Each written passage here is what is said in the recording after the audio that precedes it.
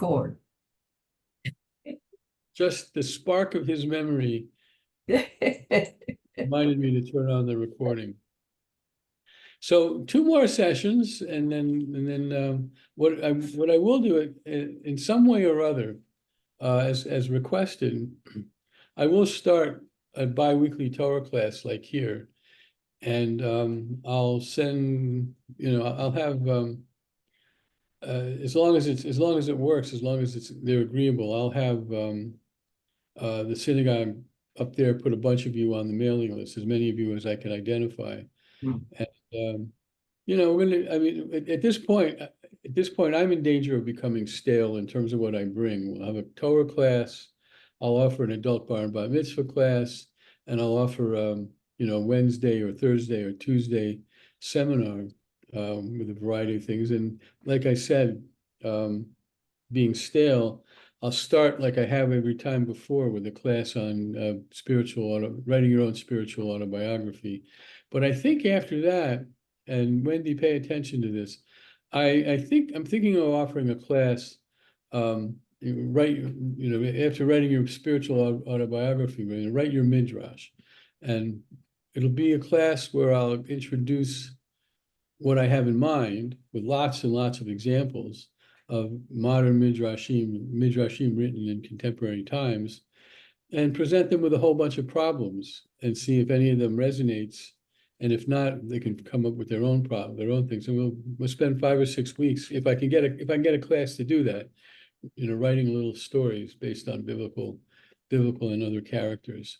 But this morning we got one of the great ones, and it's fair for you to point out that I say that frequently, but that's because they're all great. This is Shlach Lecha, which has a really good story and a really good set of questions. And I will say that, and don't write this to the president. He's not feeling well anyway. I don't want to get docked in my pay, but we're going to cut this right at 11 because we have a 1 o'clock date in LA for lunch with Betsy's nephew. But we should be able to get a fair amount done. And if we don't get the whole thing done, we'll let it bleed over till next week. So first of all, Shabbat Shalom, everybody. Good morning. Nice to see you. Nice to see you all. Shabbat Shalom. Shabbat shalom. So let me make sure the story is up, and then I'll remind you what it is. You are having Torah study next week also? No, 2 weeks. 2 weeks. Is that the last one then? That'll be the last one. Yeah. I thought this might be the last one. No, we'll do it one more time. No, wrong one. I'm coming. Don't worry. I'm back. Okay. So we're well into the book of Numbers. This is Parashat Shlach or Shlach Lecha. And I guess I'll lay this out a little bit. It's the famous story where Moses sends 12 people. Can you make the font bigger, please? I'm sorry. Why are you sorry? I'm for interrupting you. It's for being old. We can all be sorry for that, and not about you. No problem. Some more than others. Yeah. Moses sends out these 12 folks, each representative of each of the tribes, to go check out the land, and we'll see what their marching orders are, and we'll see how they respond when they come back. And even if you've heard this story before, there's always something interesting to find in this story, because this story is, I guess in the desert experience, beside the giving of the Torah, of course, there are 2 pivotal experiences that changed the biblical history of the Israelites. The first one is the golden calf, and which results in the death of a lot of people, but no apparent consequences. Well, there is the moment where God says, "All right, Moses, I'm sick and tired of these people. You go ahead, but I ain't coming with you." And Moses says to God, if you don't go, I don't go. And God says, well, all right. And there's a little bit more. That's a good story itself. But God agrees to continue leading the Israelites. And so the consequences are more in terms of the memory that we bear with us that event took place. That at a moment of weakness, which ought not to have been weakness, the Israelites demand a tangible thing to worship, and Aaron, without explanation, agrees and helps produce the golden calf. And you know the story. Moses comes down and smashes the calf, kills a lot of people, and so forth. So that's a real moment. That's a real pivotal experience. This is the second pivotal experience. Excuse me. And it has real consequences, as you'll see. So, Vayidaber Adonai el Moshe lemor shalach lecha anashim vayaturu et eretz Canaan asher ani noten libnei Yisrael ish echad lemate avotav tishlachu kol nasi vahem. So God says to Moses, and he says, send agents. And sometimes that word is translated as spies. Send agents to scout the land of Canaan. Just to remind you, just in case, you know, they are well into the desert experience. They are or ought to have been on the cusp of crossing over the Jordan to conquer Canaan. So they're not far. They're not far. So he send scouts to send agents to scout the land of Canaan, which I am giving to the Israelite people.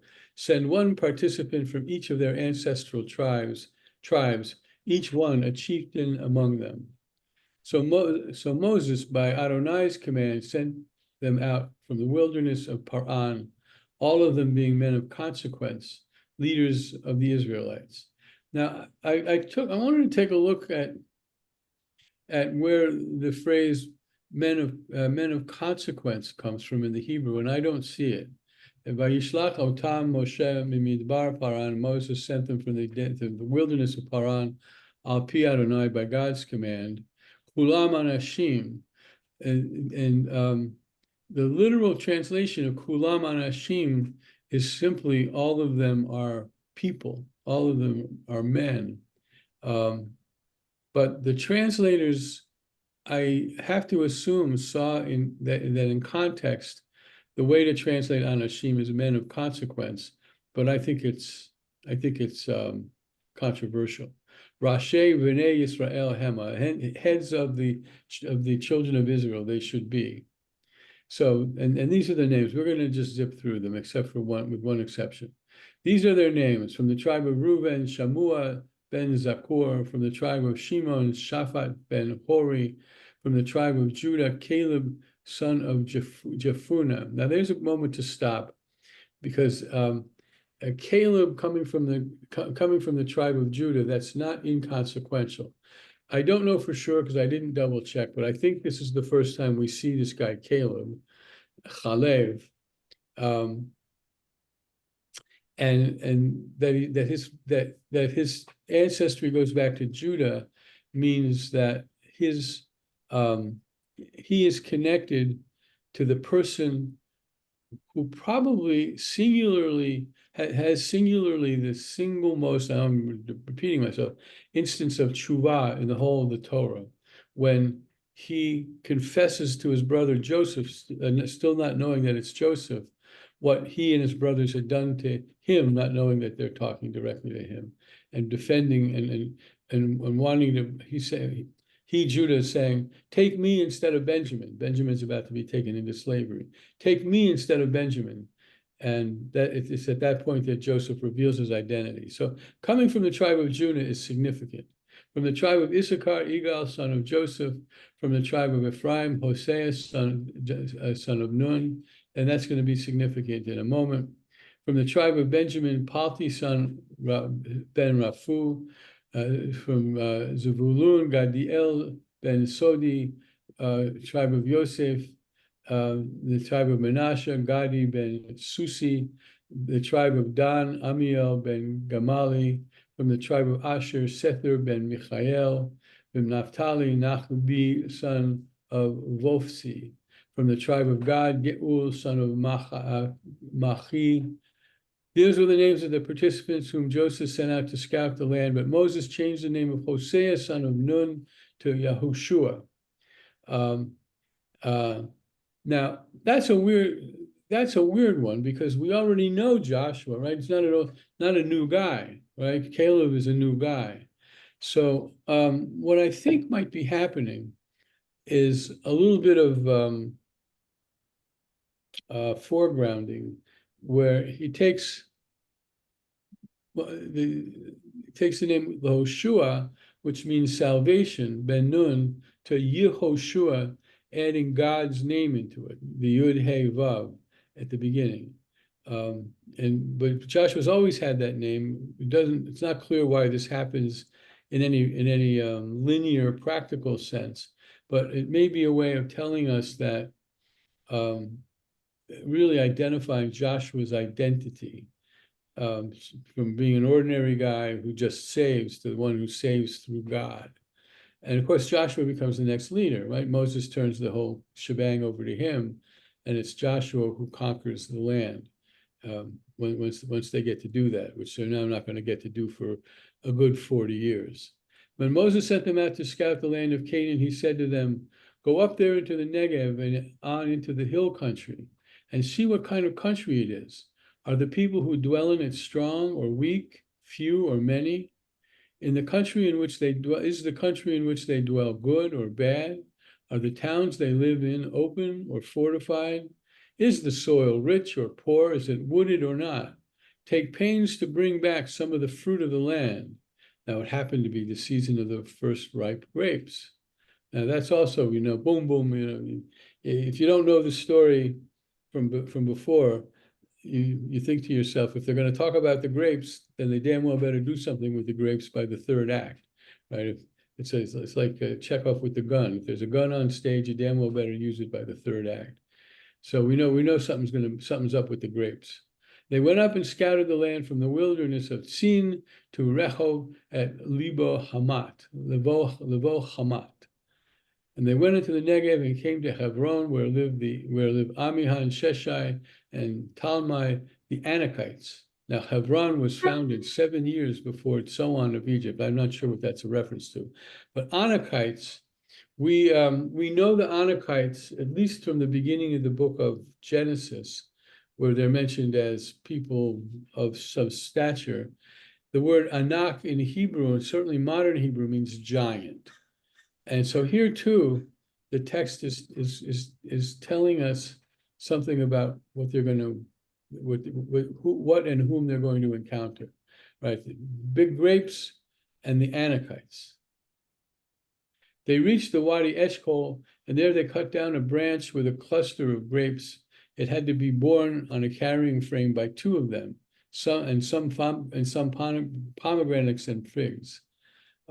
So what does that tell you about the grapes? And where have you all seen that picture before? It's the logo of the Israeli Ministry of Tourism, right? Two people with a pole between them and a giant cluster of grapes. The grapes being as big as grapefruit. And by the way, some pomegranates and some figs. The place was named Wadi Eshkol because of the cluster. Eshkol means cluster, because of the cluster that the Israelites cut down there. And at the end of 40 days, they returned from scouting the land. Okay, boys and girls, ladies and gentlemen of all ages, number 40. Let us review the importance of the number 40. Instances of 40 in biblical literature. Wasn't that the flood? 40 days, 40 nights. Yeah. Rain for Moses on the mountain. Moses on the mountain. That's 2. 40 years of wandering in the desert. Years of wandering in the desert. 40 days of spying out the land. There's probably a couple more if we think hard enough. But so what do you think is the significance of 40? I think it puts this particular part of the journey within the whole narrative of our people from the time of creation, or at least the recreation of the world with Noah. Okay, so, and I think that's a very good observation, but I think you need a part B to that. It puts us in the continuity in what way? Each of these events, did we say 40 days on top of the mountain? I think Gail said that. Um, um, it's that in participating in the number 40, whether it's 40 days or 40 years, these are all It's new significant. beginnings. Each one of those is a new beginning. Noah is a new beginning. Moses going up Mount Sinai. This is a new beginning. And I think that this is a prelude to the crossing into the Holy Land. I think it's part of that. Okay, how's that? What do you mean? It's both a looking back and a looking forward. Because the spies are going to come back and they're going to say, oh, no, you don't want to go there. I mean, this place is way too much for us. And once again, it's that, it's the risk taking. You've got to, you're moving forward. I mean, the whole object of these books is to get us into the Holy Land. And here we are spying out the land, and the answer comes back, oh, we don't want to go there. I mean, God has told us. God said, I'm giving you this land. And the spies come back and they're trying to convince the people, we're rejecting this. We're rejecting God's gift to us. How rude can you get? All right. Well, we can now skip the rest of the story. Okay, so they came back from spying out the land at the end of 40 days. They went straight to Moses and Aaron and the whole Israelite community at Kadesh in the wilderness of Paran, and they made their report to them and to the whole community as they showed them the fruit of the land. And this is what they told them. We came to the land that you sent us to, and it does indeed flow with milk and honey, and this is its fruit.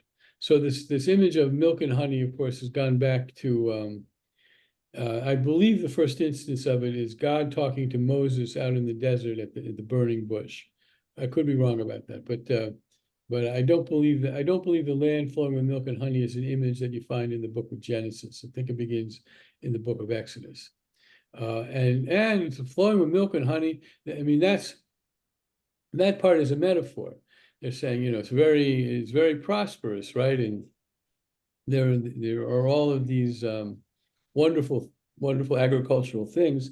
And here's an example. Look at the size of these grapes. Right? Each one of these grapes can make a full jar of Welch's grape jelly, no problem. However,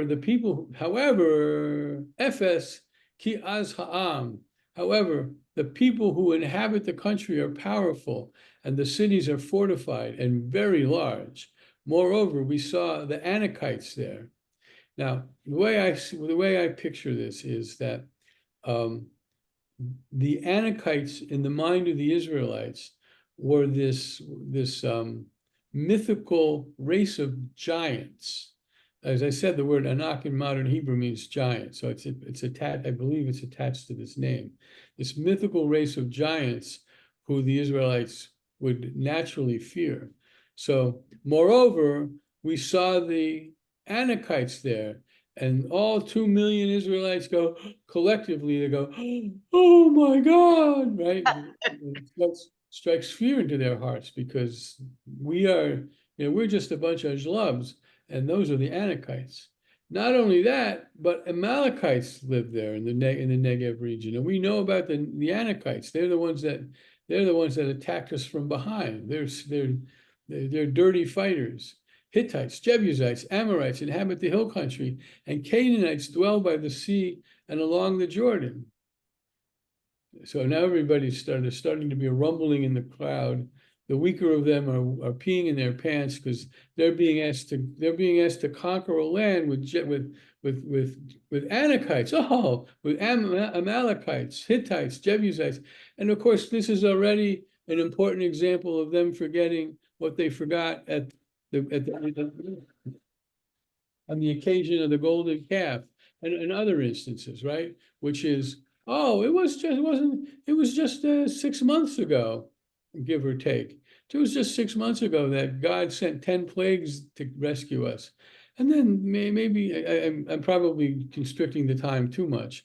And it was just 3 months ago, God gave us the Torah. God gave us the Torah. But where's God now? What have you done for us today, Yahweh? Right? And God at the moment is silent. And so they're all shaking in their boots. But Caleb hushed the people before Moses and said, "Let us by all means go up, and we shall gain possession of it, for we shall surely overcome it." Just a quick aside, something probably most of you already know. Vayomer, Caleb said, "Alo na'aleh, alo na'aleh." We shall. Yeah, they're translating it. Oh, okay. Let us by all means go up. So this is, of course, then and to this day, a reference to going to Israel, and in particular going to Jerusalem, because if you've taken that trip and you've landed at Ben Gurion and you're on a tour and your trip goes right to Jerusalem, no Tel Aviv for you, but right to Jerusalem, you go up, right? Jerusalem is on a mountain. Let us by all means go up, and we shall gain possession of it, for we shall surely overcome it. Ki yachol nuchala, we really can do it. But the other men who've gone up with him said, "We cannot attack that people, for it is stronger than we." They spread calumnies among the Israelites. Now, why don't they use lies? I don't calumny. Who knows raise your hand if in your daily language you use the word calumny.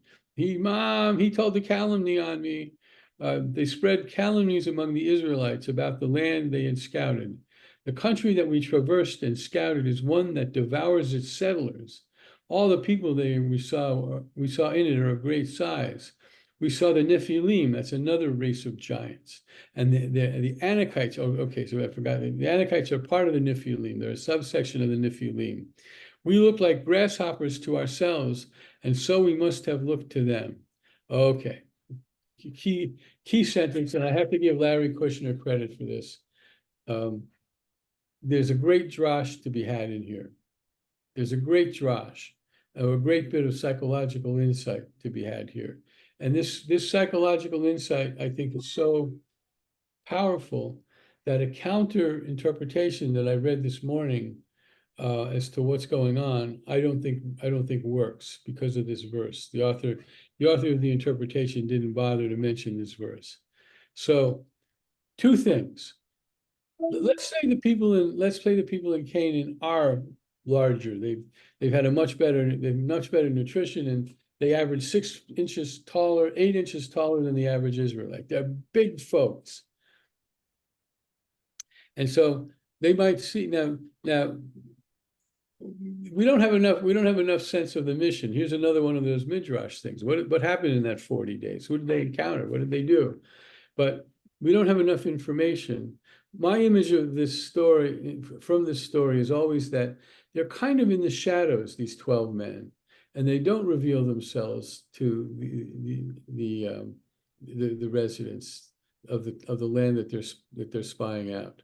Still, it would be conceivable if in fact, and we're going to have reason to believe momentarily that it's not true, but if in fact these people were of a size larger than the average Israelite, so they could look down and say, well, who are these grasshoppers here? Who are these cockroaches, which is a word used in some context. Yeah, Jane. They should realize, even if these people are larger, And I don't actually believe that. I think they were of average size, but to the scouts, they looked like they were larger. They should realize that their small size is an advantage to them because they were in the shadows, as you said. They could observe without being attacked.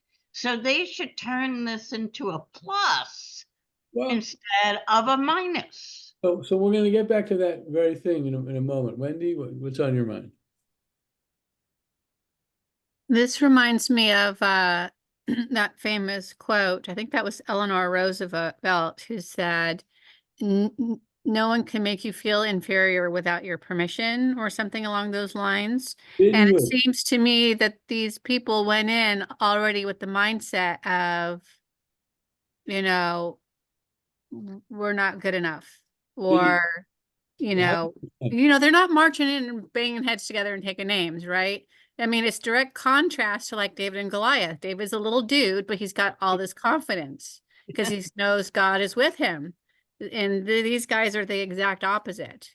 Yeah, so the key is, we look like grasshoppers to ourselves. Vanihi be'einenu chagavim. We looked in our own eyes, we appeared to be grasshoppers.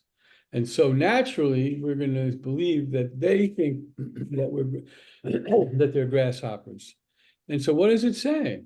It's the same. It's a beautiful metaphor for the same mindset that that led to the golden calf. It's a sense of we can't do it. And I see your hand, Christine. And no matter how many times God's going to come to our aid, it doesn't change us, doesn't change our kishkas. This is a story about weak kishkas, and it's a good one. Christine, and then Wendy. I assume that grasshoppers are actually locusts, and the pejorative is certainly part of that. That they seem like sort of worthless scavengers to themselves. So it's really looking down on yourself, and of course, if people are scouting out to take over somebody else's land, well, they are going to be seen as a destructive force of small things. But I think that the pejorative shouldn't be lost here. That grasshoppers are not little grasshoppers. Bugs, insects. They're locusts, which are destructive of crops.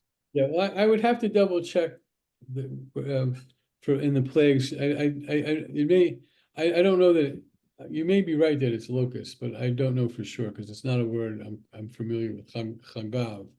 Wendy, and then I think Betsy, then Wendy. Did you say me next? Yeah, you next. Okay. I don't find this reaction of the Israelites all that surprising, and I don't even blame them for it. I think they were genuinely scared, and I think faith, and they're not so far from having been slaves. They're not used to being a free people, having a strong sense of self and identity. And even though God has been with them, faith is a very hard thing in the face of people that when you are scared. And I don't find anything surprising or really anything that I should judge them terribly for in the fact that they're scared and that they feel small and inconsequential. I just think it's part of the development of being a people. So that's all. Okay, all right. I mean, I guess either a way to either support that or raise an argument against it is that these were the big guys, these were the big guns. So if anybody's going to have courage, it's these guys, and that they don't. That fits into your argument.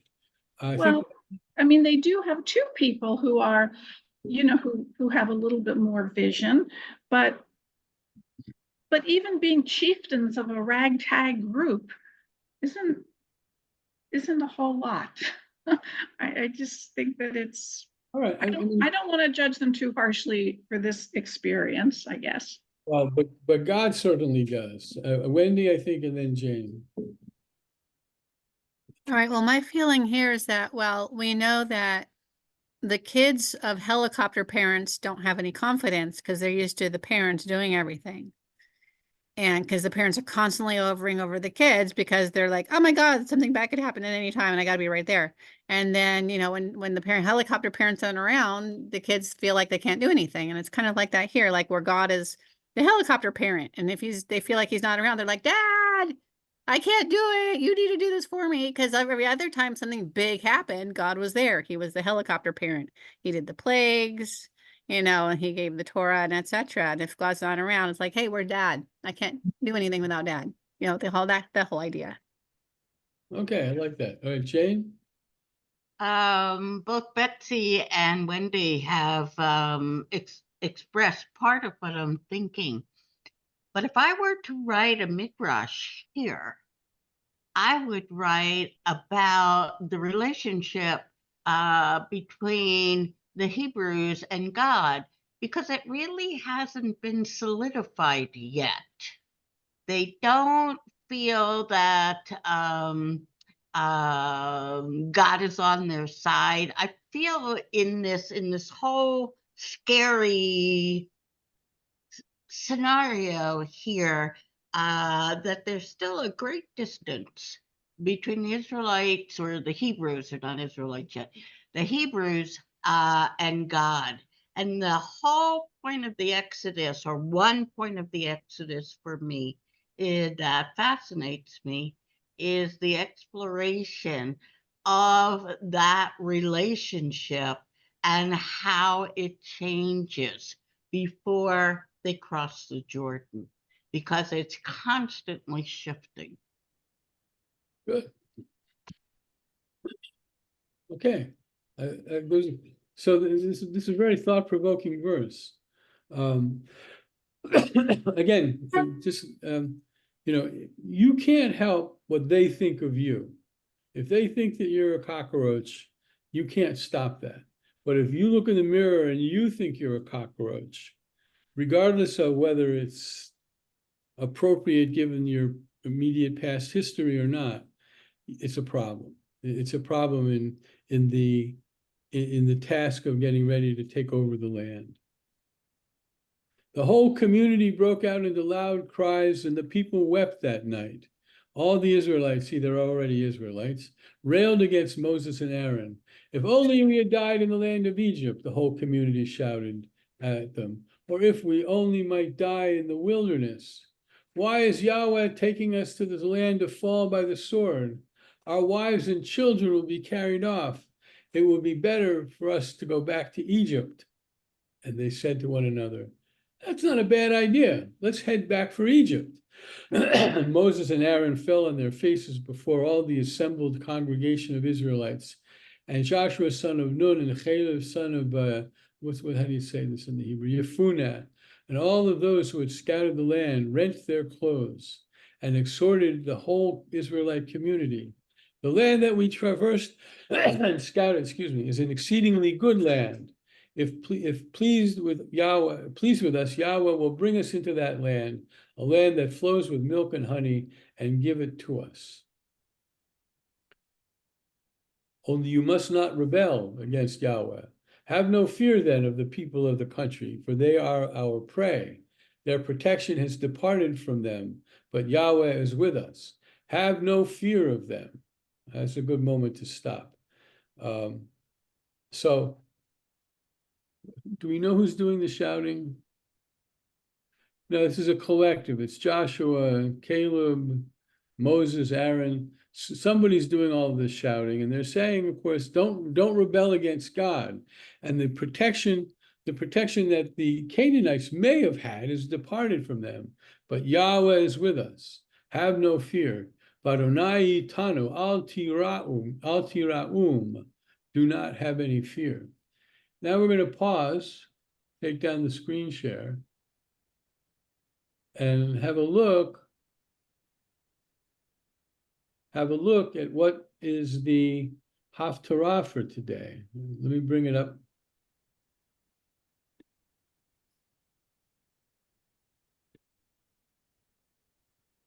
I would attribute to the committee that assigned the Haftarot an act of genius, but it's really pretty simple.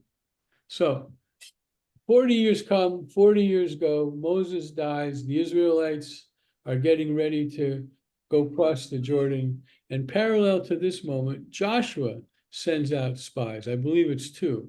Joshua sends out 2 spies, and they come to a border community, and they're identified, and a certain prostitute by the name of Rahab protects them and hides them in her garret, so to speak. And they have the following dialogue. Now, this is 40 years later, 41 years later, whatever.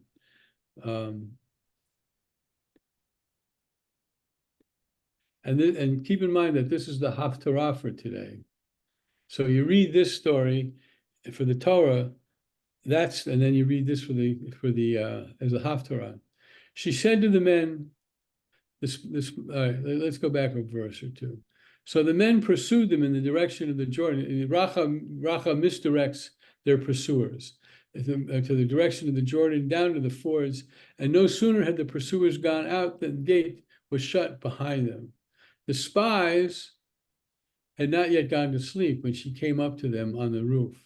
She said to the men, I know that God has given the country to you because the dread of you has fallen upon us, and all the inhabitants of the lands are quaking before you.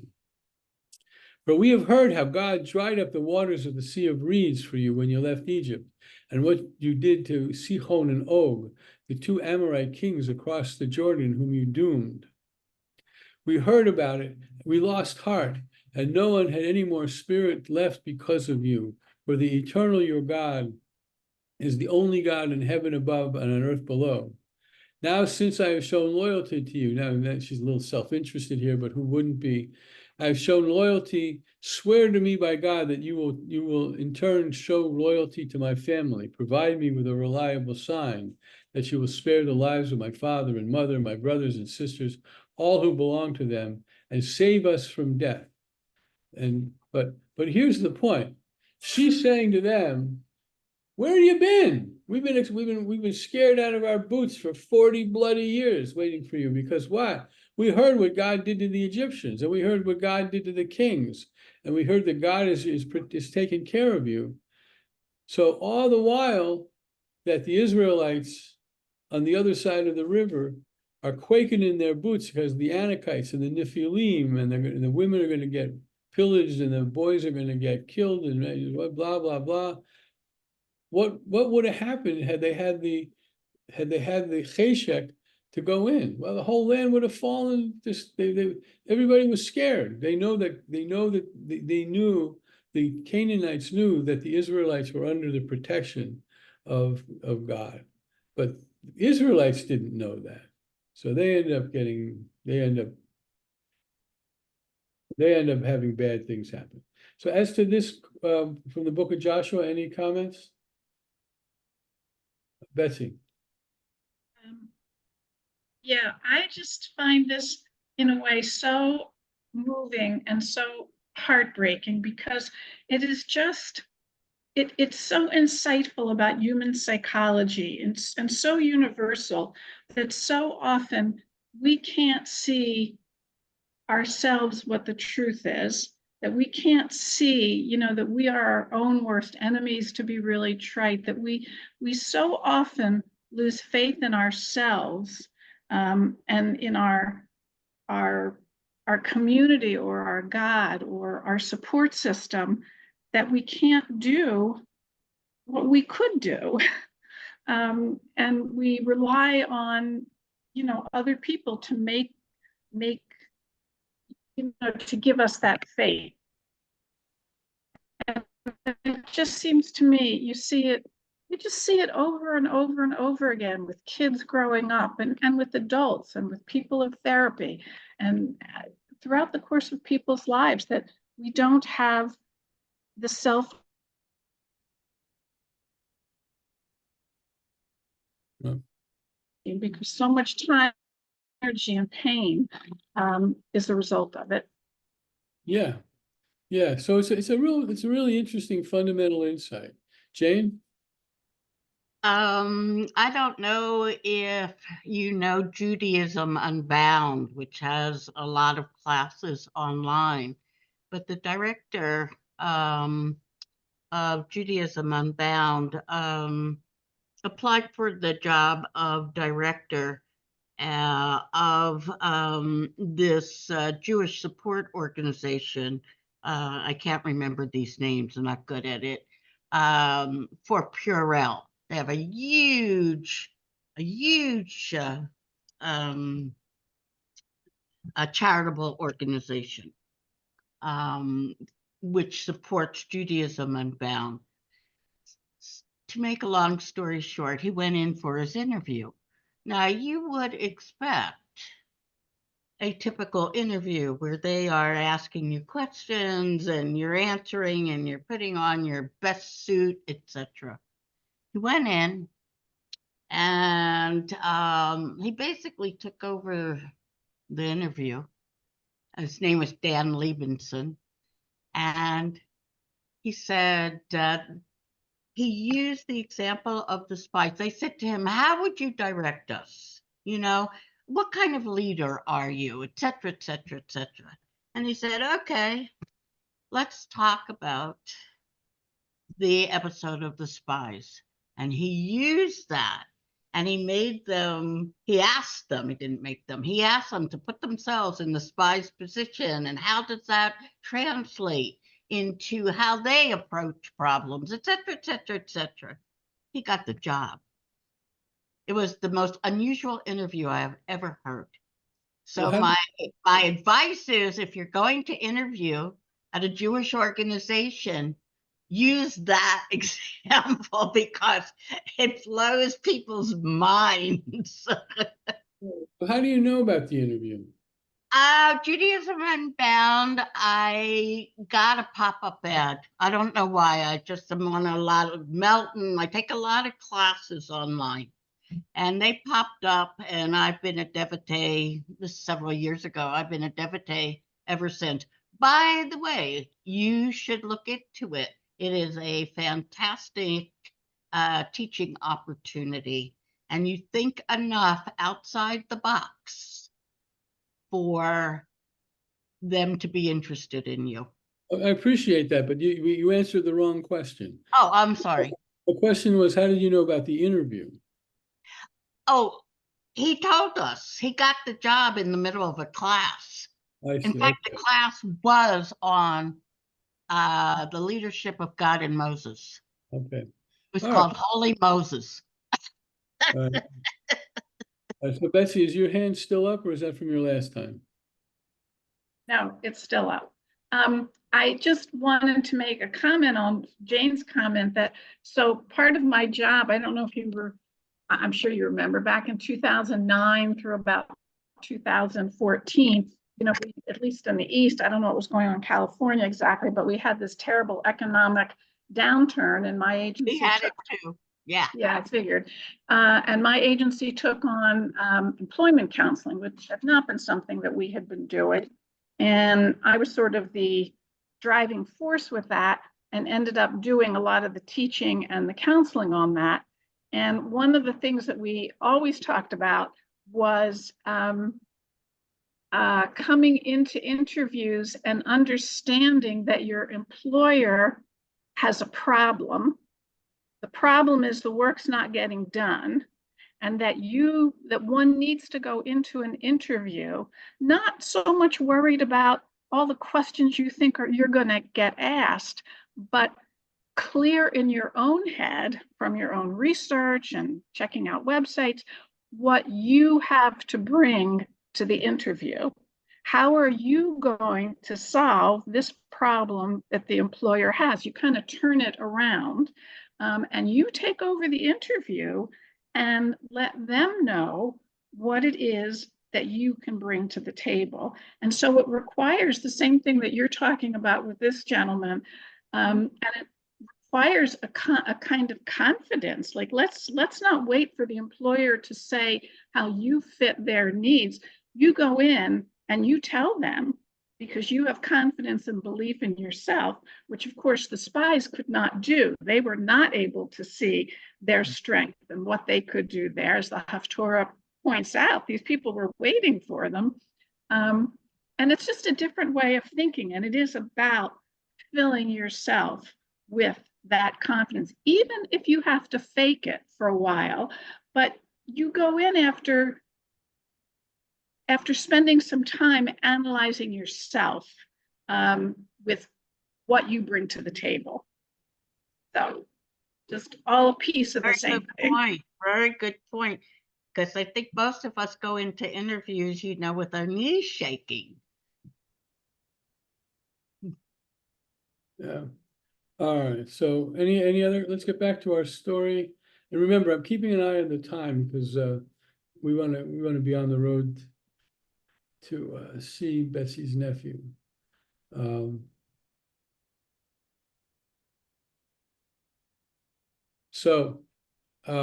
do verse 9. I think we did it again. I did it before.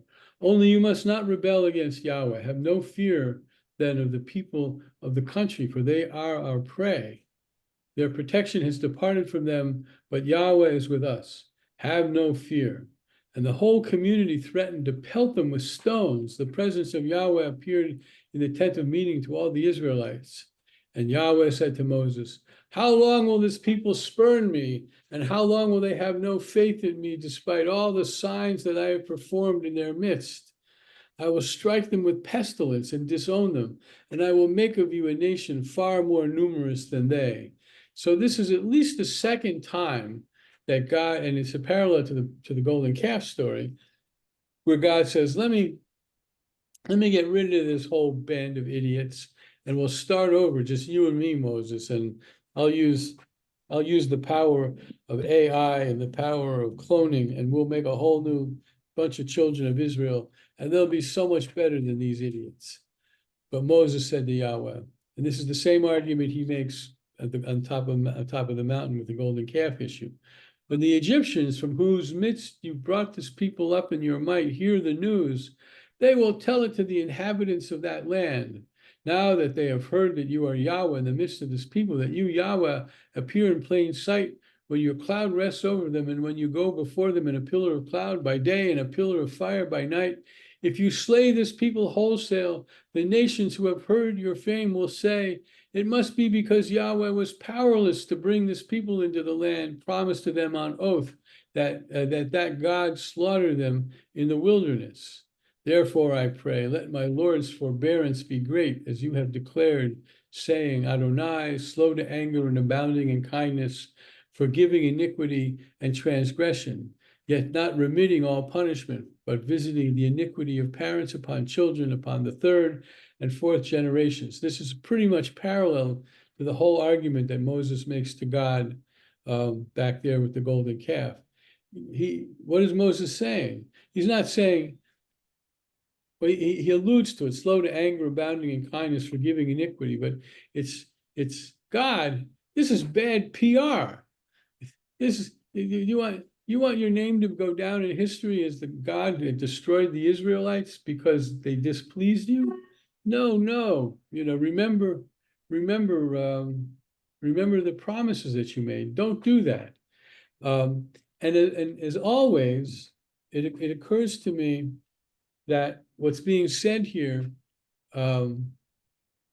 what's being set up here is that God is setting Moses up. It's not necessarily Moses changing God's mind. Now, I'm not going to get into a Maimonidean Aristotelian argument about the perfection and unchanging nature of God. This is not the biblical God, despite how Maimonides argues it. But it's also a clever God. This God is also a clever God. And maybe what's going on here is that God, I would like to think, in the mind of the author anyway, had no real intention of destroying the Israelites. That's a lot of dead Israelites if that were to happen. But rather that God was setting Moses up to see if Moses himself had the cheshek to stand up to this band. I don't know if you agree or disagree, but let me see where we are here. So pray, I pardon the iniquity of this people according to your great kindness, as you have forgiven this people ever since Egypt. And then Moses says, Salachti ki devarecha, I've forgiven as you have asked, which this line appears in our High Holiday Liturgy, by the way. There's a counter interpretation, which I'll lay on the table, and I think we'll stop with that. We'll finish this story next time and pick up another. There's several great stories in the book of Numbers. We'll pick up another story. The counter interpretation, which the author says comes from a Hasidic tradition, is that the spies, rather than being genuinely shaken in their boots, saw what it was going to be like to live in civilization, buildings and laws and traffic and traffic signals and war and arguments and city council meetings and all of that. And it's the schmutz of civilization, irrespective of whose civilization it is. It's the schmutz of civilization that they see, and they're saying to themselves, no, the desert's so much better. It's quiet. God is present. We don't have to deal with city council meetings or traffic lights or whatever, cleaning up the garbage. Better the desert than civilization. And so they come back and the Hasidic argument is that their whole behavior is a ruse to try and persuade the Israelites and Moses and God to allow them to stay in perpetuity in the desert. Now, as I did tip my hand, I think the verse about the grasshopper thing is too powerful to carry this argument in any real way. But So what do they cite as the basis of that? Where do you get the sense in the text that they're faking it? I don't see where do they come up with that theory? If you're a Hasidic commentator, you don't need much basis in the text. That's hold on a second. Let me see if I can get something here. Let's see. The spies didn't want to contaminate Judaism by bringing it into contact with the real world. They sought the eternal God, the eternal childhood of God's protection, and endless honeymoon of his all-embracing love. There's something noble about this desire, but also something profoundly irresponsible. Blah, blah, blah. So, I'm not going to go through, it's a short article, but I'm not going to read through the whole thing. I'm just saying that you don't have to like the argument. I'm just bringing it up as one possible counter argument. I don't particularly like it, but it was well enough written, responsibly enough written, that I thought I would bring it to your attention. Well, it's a takeoff from Rousseau's idea that civilization really destroys mankind because one man has power over another. And I don't know who wrote the article, but that might be a riff also on that idea. Yeah. All right. So it's a good story. We'll read. There's Balak coming up. There's the water one. We'll definitely look at the water one because that also has that's more new. Where they want water and Moses hits the rock and so on. That story is more nuanced than it appears at first blush. So we'll definitely do that next time. We'll finish this up. And this has a ripping good end, so I'm not gonna let it hang, and we'll do the water story next week. So Shabbat Shalom. Ed, nice to see you. Shalom. Yeah. And next. Can I just ask, Ed, where are you? Is that your garden in the background, or is that? Oh yes, that's my one of my projects. Beautiful. I do some property management, and they had to clean up all this bits of limestone, and I said, oh, well, let's put Wow. use, and I made a thing with my pond, and my wife put some beautiful flowers there, and now Beautiful, they can see. beautiful, just beautiful. And how do we know that he's in Canada? Besides that, I told you, he said. It's nice. He said project. Oh, he's nice. Yeah, he said project. I That's- say it both ways. I'm from Chicago. By the way, well, I just discovered a Canadian TV show called Cardinal. It's a police procedural. You happen to know it? No, we don't have cable here.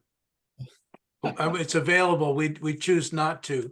Yeah, Anyway, Shabbat Shalom, everybody, and Shabbat Shalom. That's So it's- long. You still be here in 2 weeks? 2 weeks, yeah, 2 weeks. Okay, I got tied up with something. I'll be on time next time. Wonderful. Okay, we'll see you then. Bye.